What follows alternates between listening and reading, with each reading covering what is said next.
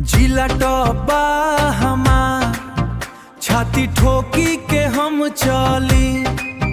रंगदारी री के खेल में हमर डंका बाजेला। अरे दुश्मन के सीना पे चलेला गोली। हमरा आगे ना बोलेला केहू के बोली। हथवा में कट्टा और आँख में लाली। जहाँ से गुजरेला मचा दे खलबली।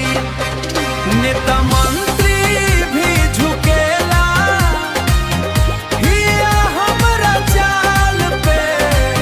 शेर जैसन दहाड़ेला हमरा हर एक बात पे। जिला टॉपा हमार छाती ठोकी के हम चली। रंगदारी री के खेल में हमर डंका बाजेला।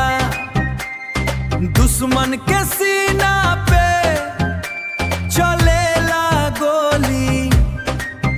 हमरा